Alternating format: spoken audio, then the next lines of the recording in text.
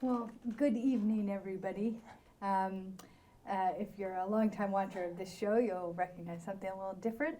My name is Frida Berrigan, and I'm stepping in for Rana Steller for tonight's episode of Thinking Green. And tonight we have two guests to offer deeply lived perspectives on important healthcare issues, including end of life. And I'll like to introduce Cathy Ludlum and Joan Cavanagh, who are both here, who have been working to oppose SB 1076, an act concerning aid to dying for terminally ill patients. And I'll just say a little bit about each of you. Cathy is a leader in an organization called Second Thoughts Connecticut, which is a disability justice organization struggling against the legalization of medically assisted suicide, and has been doing that work for decades.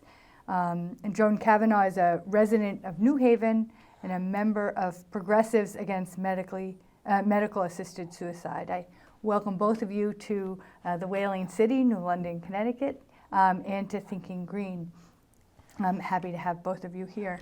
You both traveled far this evening in the week of Thanksgiving to share your perspective, to share your work with us, and I speak for myself and hopefully for our audience that we're really happy to have both of you here. So I'm going to just toss it to each of you in turn and just start by saying, why is this issue important to each of you, and how did you become involved in it? And Cathy, maybe we'll start with you and then turn it over to Joan. Thank you, Frida. It's an honor and a privilege to be here.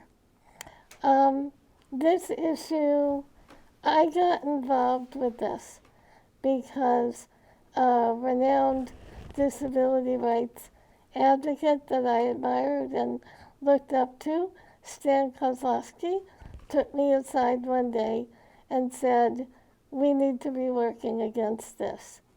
And I had not heard about it before. This was probably in 2009 or 10 that I heard about it.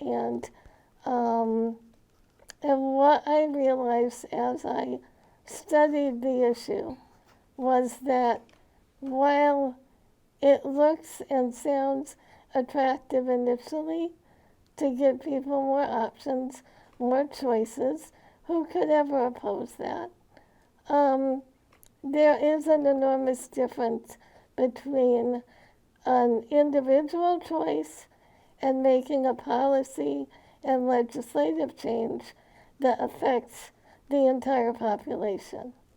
And so that's what got me thinking. Mm-hmm. And as someone who has a severe disability myself and sometimes can be mischaracterized as terminally ill in some ways, and also can present significant challenges to the healthcare system about how to make me better in a crisis. The last thing I want in someone's mind is, well, maybe it's time for aid in dying. Mm-hmm. And so that's how I got involved and why I fight so hard, myself and my colleagues in the disability community. Great, thank you. Thanks. Joan, how about you? So I've been aware of this issue for many, many decades, starting with the antics of Dr. Jack Kevorkian, who was a pathologist in the late 80s and early 90s, who actually, implemented assisting people to kill themselves. And his patients were disabled people, elderly people, people with terminal and non-terminal illnesses. He went around the country. He was kind of a folk hero for people who think this is a good idea. I was horrified by that, but I didn't really, think of it as something I would be involved in opposing. I just was kind of grossed out by it and thought it was terrible. But when and I'm a lifelong activist on many different issues, peace and justice issues, and so when it just wasn't a priority for me at that point, but when I had several personal experiences, beginning with my own mother, who was hospitalized numerous times, who has had Alzheimer's, and who, when she was hospitalized and when she went to the emergency room, I was faced with relentless pressure to not continue her treatment. Mm-hmm. And I can get into a long story about that. It's very long, but if you read my testimonies over the years, I've talked about it. And that was in 2011. She died in 2012. And previous to that, she had had many ER visits. And I was literally told things like, when she had, for one time, she had an easily treatable urinary tract infection that was causing confusion. But they said, well, we don't know what's causing the confusion, and it's really too expensive to test to find out what medications are doing that. Mm-hmm. And literally, I was told by an ER doctor, society should not have to bear that cost. Mm-hmm. And when she was hospitalized in 2011, she needed specific kinds of treatment, and I was continually harangued and harassed by numerous technicians, clinicians, doctors, nurses, and the administration to withhold that treatment. And in fact, an ethics committee was called, and they could have decided against our wishes, which were that she get this tracheostomy, that she needed to be able to clear her own airways. That's the short version. And as soon as I saw that, as soon as I experienced that, and it was traumatized for months living in the hospital, I knew that introducing medical-assisted suicide into a system that broken, that discriminatory, cannot be anything but extremely dangerous. It's bad public policy. And so beginning in 2013, I have been working passionately against this, and I appeal to other progressives and social justice activists to think deeply before they agree that this is a good idea. Yeah, I'm struck as we begin this conversation in the difference between an individual choice and a policy change, and all of that happening within the context of a medical system. Here we are in the richest country in the world, right. And we have hundreds of different medical systems depending on what state you live in and what kind of insurance you have and what your class and racial background is, and what city you live in. Like there's so many variables, but one of the defining characteristics of the American medical institution is that it's a for-profit business, or a nexus of for-profit That's right. businesses, and that determination of who deserves care and how much care and how far to go isn't just being made Hippocratically or in a principled through a principled medical lens, oftentimes, but being made by people who are thinking about dollars and cents and profitability. And so that's I wonder what this conversation would look like in a country where that doesn't have a for-profit medical system. And before we get to this legislation and talk about what's happening here in Connecticut right now, just any thoughts about countries that are doing this well, or places where it's not a for-profit system, and therefore is a very different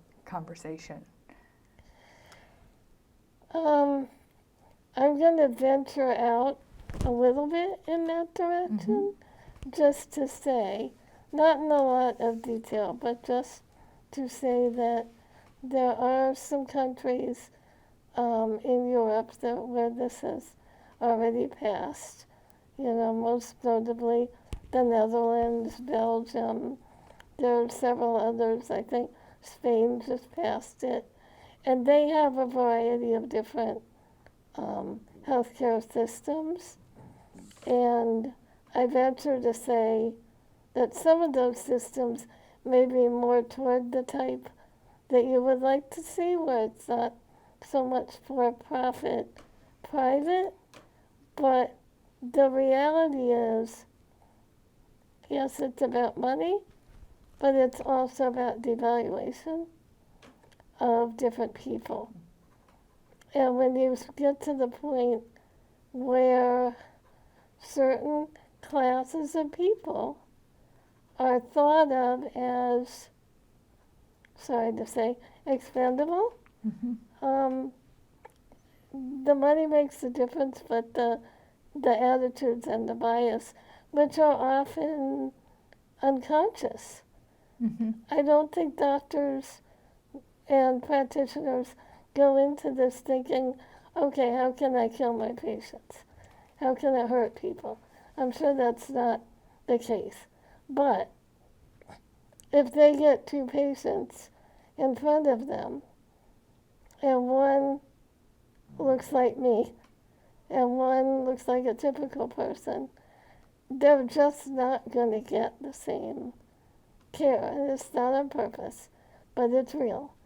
And that plays into this very much. I have a video at home called Fatal Flaws, and when you see it, it's Fatal Flaws with the LAWS bigger, so it's Fatal Laws, basically. And they interview a father in, I believe it's Belgium, whose daughter was about 10 years old. You see her on the video. And they were actually walked up to in the street in that culture. And people would say, why is your daughter alive still? Why do you keep her here? And again, no one means to be harsh or crass, but bad things happen when you open a door to something that says it's okay to die. It's a good idea for some people to die. And I would just add to that, all we have to do is look at our nearest neighbor, Canada, to discover what a disaster this legislation is and what it has led to. A startling statistic, I think it was only passed in 2016. 30,000 people have died. And as of March 2024, Canada is lifting the supposed restrictions on who those people should be. So they're opening the door to people with mental illness being able to qualify for this, people with depression, people with other kinds of mental illnesses. There have been reports, and I think in the last couple of years, more and more reports coming through in the mainstream media in this country about the abuses in Canada, about the fact that a lot of people in Canada are supposedly are trying to take advantage of this system because they don't have other social supports, because they are denied the care that they need to live, and people are asking for it because they have reached the end of their ability to cope, and that is what, and they're being given it. They're being given that opportunity. So that is, a complete and utter disaster. I don't know a lot about the Canadian system. I always thought it was better than ours, but it isn't. That's a disaster.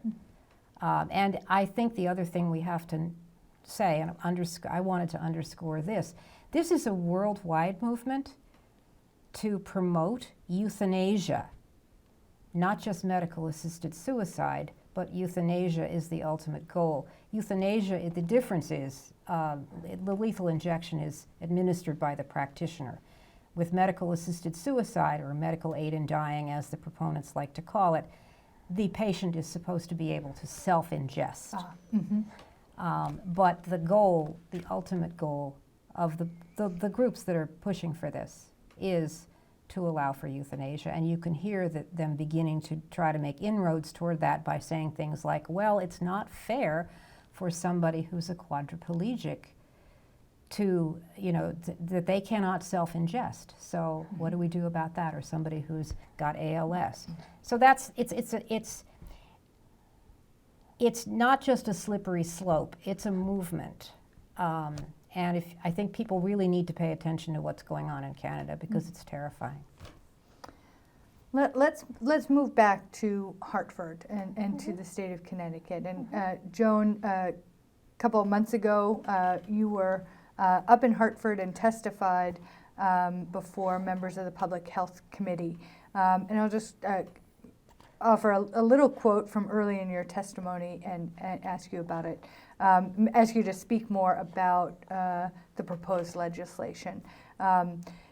You said there are no safeguards that can be written down on paper that can change the fact that it is an existential threat to those whose lives are already marginalized by our larger medical system, especially the poor, elderly, and disabled.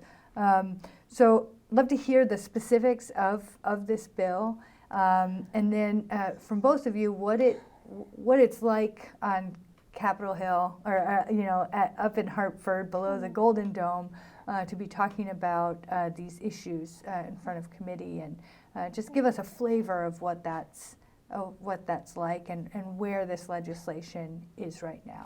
Well, I'm glad you asked that question because SB 1076 was defeated. Thank God. I mean, thanks to all the people who worked very hard against it, because it was defeated in the Judiciary Committee. It came out of the Public Health Committee, which they've gotten a couple of bills out of the Public Health Committee in the last couple of years, and it went to the Judiciary Committee. The Judiciary Committee did not vote on it because they didn't have the votes, and they stated that they had some real concerns about the legalities of it, and that's why they didn't pass it through this time. The Public Health Committee, I think it's only 2 years, correct me if I'm wrong, that it's actually gotten out of the Public Health Committee. The bills don't really differ that much year to year. They tweak them every year, and they claim that they've added more and more safeguards and restrictions. The last year, this previous bill was, they had a few more restrictions on paper than they had before, but they don't really change that much. The content is the same. The basic idea is that a patient has to be terminally ill. They have to have a prognosis of 6 months or less, and they have to be of sound mind. And there's some requirements for psychiatric consultation. There were some requirements for, there was, I think, a waiting period in this bill. They also had some requirements about 2 doctors had to sign off on it, I believe, in this bill. But as I said, there are no, as I said in the testimony, the written safeguards do not apply. I mean, they do not, there's no way to write something down that's going to get carried out effectively. And I want to read, I think this is the time, I brought some testimony that was written by Dr. Diane Meyer for this, and it addresses this particular issue much better than I could. She testified against this bill in Hartford, and she is the Director Emerita and Strategic Advisor at the Center to Advance Palliative Care. She's also the Professor of Medicine at the Icahn School of Medicine at Mount Sinai. And she spoke to the issues both of safeguards and the probability of coercion where medical-assisted suicide is made legal. I highlighted the parts that I wanted to read. She says, and this is Dr. Meyer, a public policy by definition must protect the public from harm. But in this instance, such protection cannot be ensured by safeguards. Most physicians in practice have neither the training, time, or even interest to help their distressed patients find reasons to live. Nor does society seem interested in paying for the resources that would be necessary to do so. Multiple examples in both Canada and the US confirm that poverty, housing insecurity, need for paid personal care aides, mental illness, and overwhelming family caregiver burden are often the primary motivator behind the request. I have cared for thousands of people living with serious illness and their families. Pressure from families and overwhelmed healthcare systems is a reality. Family coercion is described in multiple publications, a force difficult to resist for both vulnerable patients already aware of the multidimensional burdens their needs are imposing on their families and physicians. When the patient asks, when overwhelmed and burdened families put pressure on doctors, when the law permits, when your colleagues are doing it, and when the supports, such as personal care or housing, are not covered, when daily efforts are required to try to avoid it, are exhausting, writing the prescription becomes both the easiest and cheapest thing to do. While the harm it causes to patients themselves is obvious, state sanctioning of hastened death as a solution to a difficult problem sends powerful and corrosive messages about the value of human life to everyone in society. Suicide rates in people over 65 have risen by 14% in concert with medical aid in dying legislation. What kind of society will we become? The most vulnerable, potentially any one of us who can no longer work, are offered a quick death rather than the care and supports they need. So that's, to me, that says it. Cathy, I'm interested in the work that you've done on anorexia. As you all were talking about, the definition of who is, close to the end of life, who's terminally ill, that being the definition of that being pushed out to include people with mental illness, people with anorexia. Maybe just talk a little bit about that. I think when we think about this issue, we do think about elderly people, or people with dementia, or things like that. But the people with anorexia are, for the most part, young women, upper middle class. At least that is the kind of the profile. Anyway, so just maybe give us a little of that perspective. Thank you. I'd like to do that. The reason, thanks, Joan.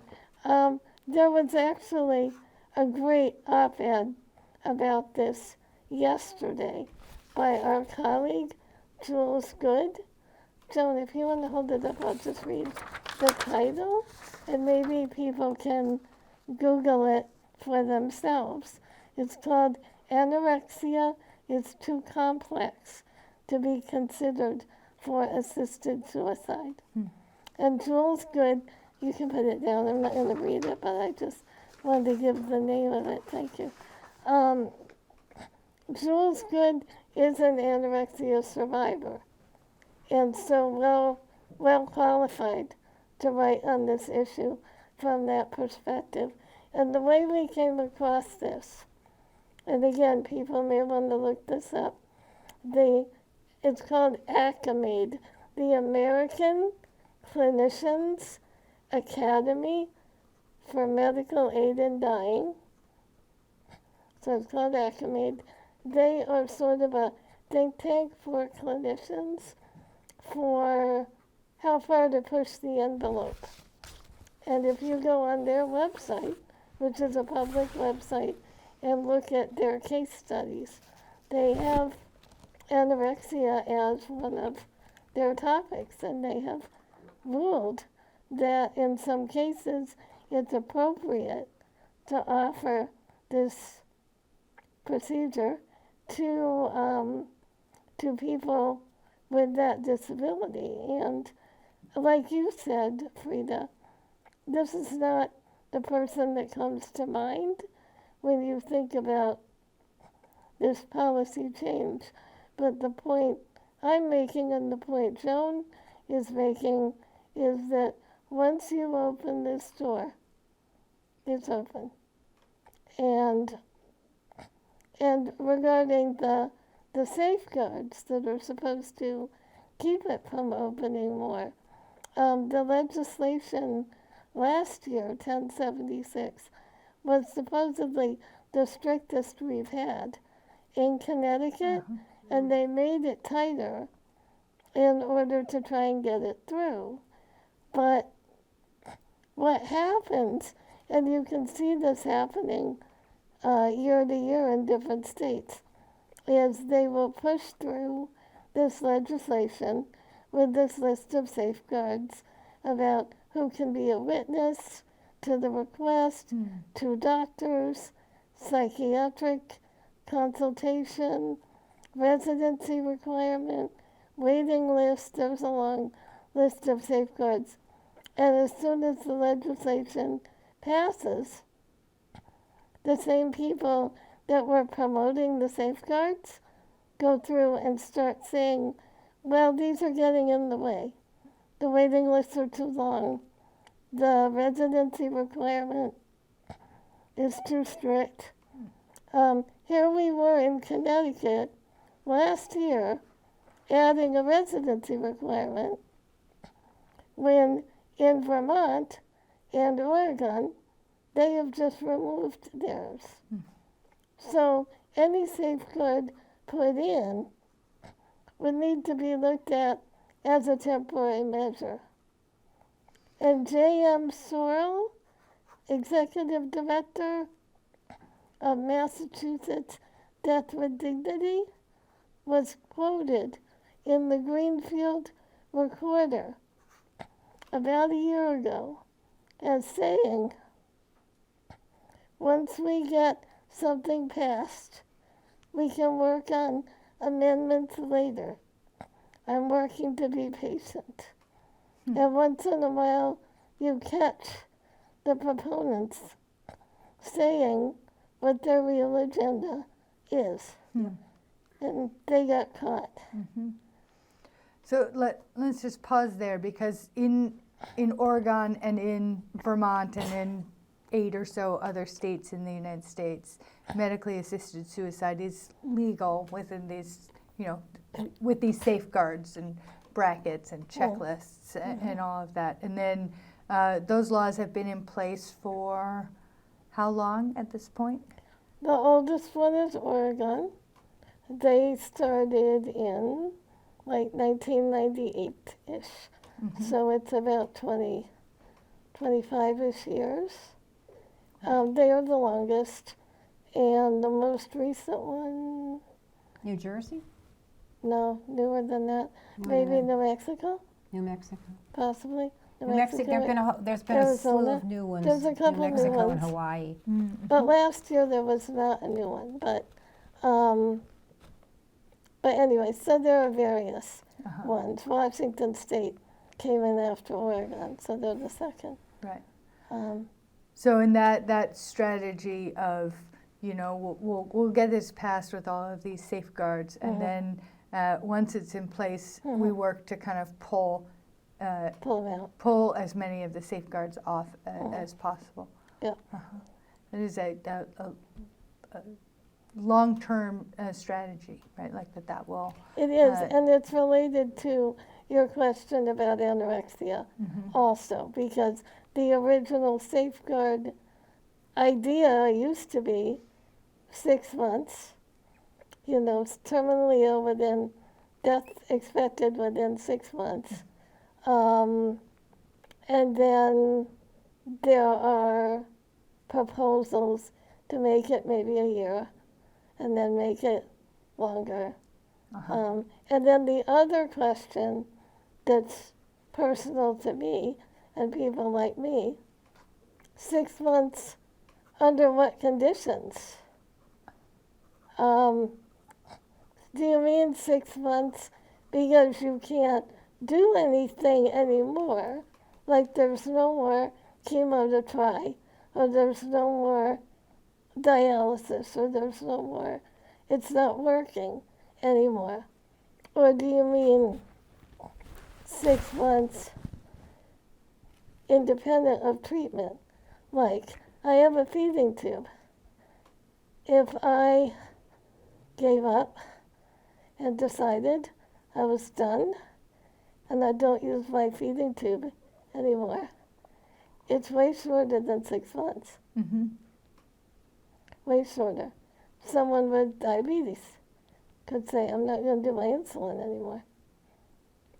You know, someone, anyone in our country already has the right to refuse treatment.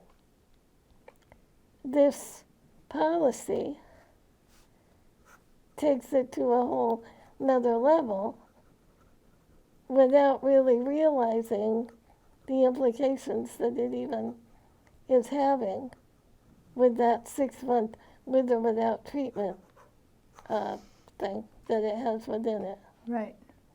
Right, and that kind of comes back around to where we started, right, with the difference between an individual choice, Right. And a policy change. Yes. And thinking about the epidemic of suicide Yes. in the United States, right? People Yes. deciding to end their lives not because it will eventually end medically, but because of despair or trauma or all of the other reasons that people make that terrible decision. It is kind of like the cartoon that was showed at the beginning. This very mixed message that society is being given. Of, on the one hand, don't kill yourself, right? Your life is valuable. And on the other hand, here, take advantage of this policy that allows you to end your life. Exactly. Given Joan and I's similar background, I just want to expand out, the work that both of us have been involved in around nuclear abolition and opposition to war. Cathy, something that you said about, when is a disease terminal, and how is that judgment made? I think about kind of the terminal disease of nuclearism, right? The terminal disease of war making, and how, in some ways, all 330 million of us have a terminal disease, and that's maybe sort of an aside or sort of another issue. But in terms of this question of what life is valuable, whose life matters, just kind of all of the ways that our medical system kind of comes together with our military system, comes together with the economic power that we project. There's a lot here. As both of you were talking, I'm kind of holding in my mind these two books that I read recently. One called On Vanishing, which is written by a chaplain for older people at Riverside Church in New York City. Her name is Lynn Harper Castile, and she's a beautiful writer, and she's writing about dementia and kind of her accompaniment of elders in her faith community, and really learning how to continue to see each moment, this perpetual present that people living with dementia are in, as a beautiful gift. And she highlights some people we might not think about, like Ralph Waldo Emerson had dementia. Peter Morin, the great co-founder of the Catholic Worker Movement, lived with dementia for many years. She's a beautiful writer and very learned, and she writes beautifully about dementia. And then, so there's that book. And then on the other hand, there's a book which perhaps you all are aware of or have read, called On Love, by Amy Bloom. And it's her story of accompanying her husband, who has early onset dementia, in his decision to end his life. And because he was not terminally ill, none of they lived in New Jersey, I think, or Connecticut, I can't remember. Anyway, they went to Zurich, and he ended his life in Zurich through an organization that allowed for people with dementia to end their lives. Anyway, and they're just kind of these polar opposite books. On the one hand, finding the beauty and the continued living without memory, and then a person, very privileged person, very able person, who was still, in better shape than my mother is, who is living with dementia, deciding to terminate his own life. And the embedded privilege is many privileges that this Bloom and her husband have $10,000 to go to Zurich, and the time to kind of pursue all of these interests. But anyway, all of this just to say that from my perspective, living with a mother who is in the perpetual present, well, that is really hard many times. It's often hard to see her struggle or get frustrated and all of that. I know that she wants to die when it's time, not when somebody else says. And I'm grateful to not be in a situation where I'm being hectored or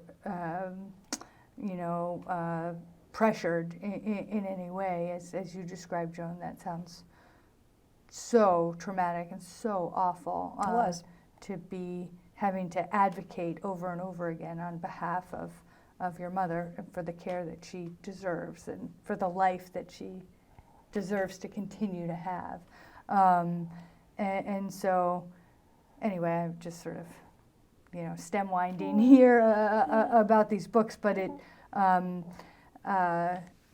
as our society is getting older all the time, right? We are a nation of senior citizens. These issues are coming to the fore, and the vast gulfs between people of privilege who have been in control their whole lives. Exactly. And who want to exercise that control on their end of life the way they go. On the one hand, more power to them, right? They can make those decisions for themselves. But to legislate it and then to introduce, that word eugenics, Joan, is a loaded and heavy and deeply, deeply white supremacist a term, right? And so to have that agenda,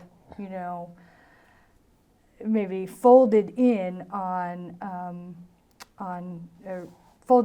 a decisions couched in terms about choice is sounds pernicious. And so maybe talk a little bit at this point about each of your organizations and how big they are and how, as I've looked at the website, really seeing doctors and civil rights attorneys and people who have gone through harrowing medical experiences of their own, a person with anorexia. There's a coming together of interesting bedfellows, so to speak, on this issue, and so maybe just share a little bit about each of your organizations and how you're working together on this issue. I'll start a little and say a little bit about Progressives Against Medical-Assisted Suicide. We're kind of the new kid on the block. Second Thoughts Connecticut has been doing this for decades. And many of us were members of, and are members of Second Thoughts Connecticut, or work very closely with them, with Second Thoughts Connecticut. But Progressives Against Medical-Assisted Suicide formed back in 2021 because we realized that just exactly what you're talking about, the whole idea of choice, the notion of choice, has been co-opted by groups like Compassion and Choices, with a clear, marketing strategy to sort of bring people in who are reproductive rights advocates and who, use that word. And that was a conscious choice. They used to be the Hemlock Society. And they kind of branched from the Hemlock Society and the Euthanasia Society, but some marketing strategists thought, well, let's put compassion in here, because who can be against compassion? And choice, that's a good one. That'll get the liberals. And that's been a clear strategy. And it's very disturbing to those of us who are on the left and who have been activists in social change movements all of our lives to see that happening, because we do understand this very clearly as a class issue. One of the many things about this is it is a class issue. So we came together because we felt it was important to put that message out to other leftists, and to invite progressives and leftists to sort of open a path for progressives and leftists to say, no, wait a minute, we've got to think about this. We're not going to simply buy this. And most of our members, we have a core group of about 8 to 10, and then we have a larger sort of email list. And we are people who have been anti-war activists. I've been an anti-war activist all my life, anti-nuclear activists. Some of us have been involved in getting the death penalty repealed in the state of Connecticut. Some of us have been involved in labor issues. I was the director of a labor history association in New Haven for a long time. Some of us have been involved in prison and police reform. We all support abortion rights. We all support the rights of LGBTQIA people. And so we felt this is really an issue that has to be put before people who share those values. And we support, it's important to say, comprehensive, universal, single payer, easily accessible, readily accessible, unrestricted quality health care for all, without the mediation of insurance companies or government bureaucracies. Health care should be accessible to everybody, and people should get the health care that they want. So those are our principles, we felt that it's very important to put this, to speak to people who share those values, to say, look, let's look at this issue of medical-assisted suicide and see it for what it is. And you're absolutely correct. I didn't use the word eugenics. I've used it in my testimony. It does come from that background. That's a lot. We have a deep history of the eugenics mentality in this country. And we have, it's a really, really, really deeply embedded in people, and it's social Darwinism. It's survival of the fittest. It's really uncivilized. But that's where a lot of this comes from. It's not, and you're absolutely right. We have to underscore it's not about personal decision making. And for the people, and had a piece published in the Connecticut Mirror and in some of the Hearst papers in which I talked about this. I said, if you are a well-meaning person who feels that this is a good idea, please take a second look at this and think about what it means, the implications for the rest of us. What it means to pass this kind of legislation, to make this public policy, to normalize this as part of the healthcare system. It is incredibly dangerous for anybody who's vulnerable, and that's a lot of us.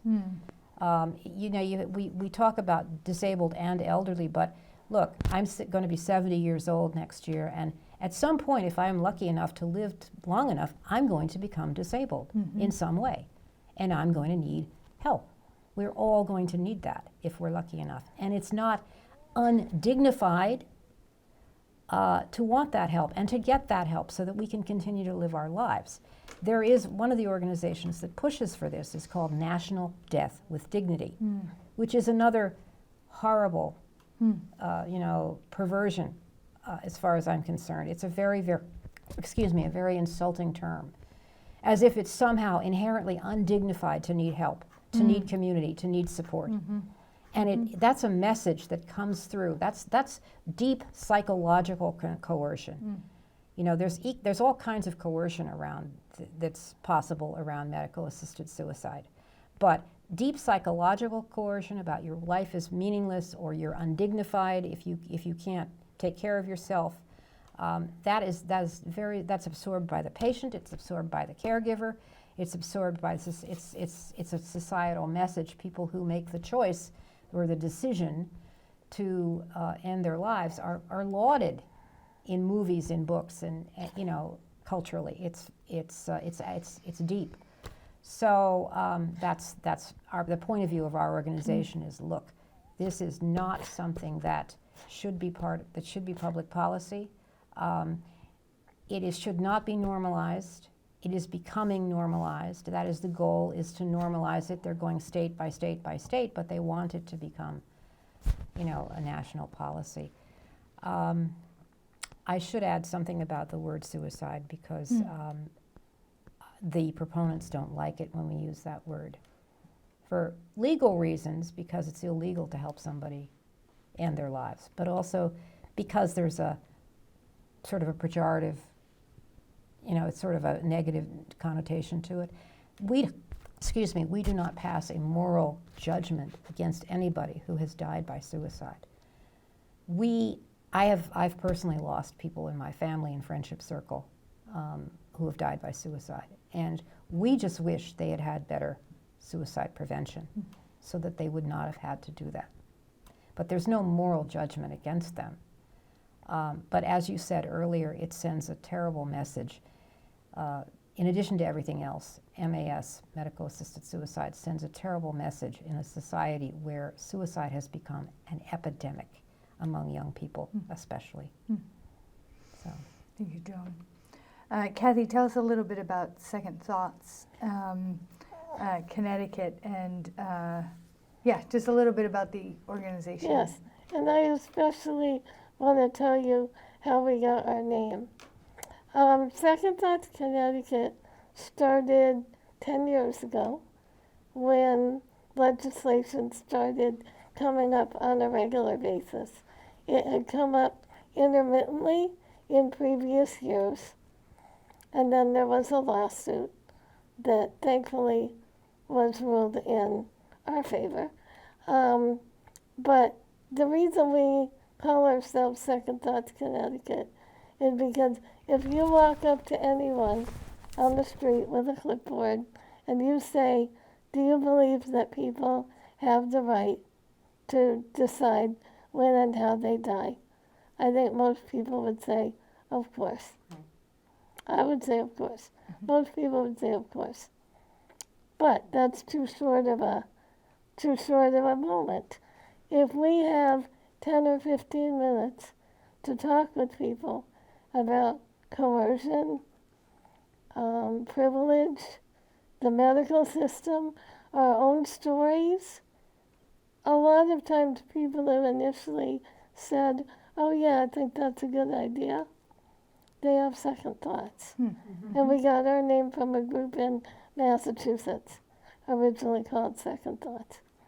And we asked if we could borrow their names. So now they are Second Thoughts Massachusetts now, and we are Second Thoughts Connecticut.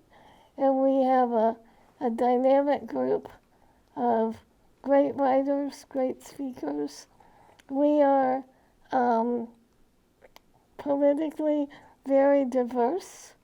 We run a continuum, so there's a lot we don't talk about in our meetings because it's a balancing act, trying to keep us all on this one topic. But on this one topic, we all agree. and we are willing to leave other things at the door in order to go to the Capitol together and defeat this type of legislation. But we're thankful for Progressives Against Medical Assisted Suicide for putting out there another message that's different from our message. We have been heard, we have been in the media, we have been on the news, and we are thankful for the coverage that we've had, but it's also good to have additional voices going. Great. We only have a couple minutes left, and so what have we not talked about that you really want viewers of Thinking Green, whether people who are watching this live right now or who will see it on YouTube and other platforms later on? I have a clarification. Right now, legislation specifies that people have to be able to choose this. So people with dementia right now do not have this option. Right. But Compassion and Choices former president Barbara Coombs Lee, when she was in Connecticut years ago, said publicly it's an issue for another day, but no less compelling. So it will go there. Mark my words, it will go there. Right, and then that issue of coercion and who gets to decide, and Right. then that could tear families apart too, with one child saying no, you can't do it, and another child saying yes, And the pressure to do it early. and the pressure While to do you it still early. have the mental capacity Right. to make the decision, when you might have 10 more years. Right. And they could be good, Mm-hmm. possibly. Yeah. I'm intrigued by that book. Yes. I'll have to get that book On vanishing. on vanishing. Joan, any in our last little bit? Any? Well, I final did want to thoughts? share kind of an anecdote that that's sort of, to me, not an anecdote, but a quote from an article that I read in the early part of, I think it was May of 2020 in the New York Times Magazine. It wasn't about COVID. I mean, it wasn't about medical assisted suicide. It was about racial disparities in the treatment of patients Sure. in COVID. But in this throughout this article, and I think racial disparities in the treatment of COVID, we should be and disparities in the treatment of disabled people and all of the populations that we're talking about who are, who suffer from this, the possibility of medical assisted suicide. Those disparities came out very clearly during COVID, so That's we right. didn't have any mystery. We shouldn't have any mystery about that. But this basically was a super spreader. She was covering a super spreader rally that one of the Trump held, and a woman in the rally was wearing a MAGA hat and a sign that said, "My life, my death, my choice, personal responsibility." And that was about not wearing a mask and not getting vaccinated or whatever. But that's the slogan, "My life, my death, my choice," of Compassion and Choices. It's the same principle. We have to think about what is good for the community. We have to think about the common good when we approach this question. Well, you've both given us so much to think about, and I hope that our viewers and listeners will visit the websites of both of your organizations. Yes, I'd like to see if we could put that up, that slide up. The slide up that has your websites, and I am really grateful for both of you taking the time and making the trips to share with us. Thank you this so much for evening. having us, Frida, Yeah. and doing Yeah. the work to have us. Thank Yes, you, Frida. Definitely, thank you. There we go.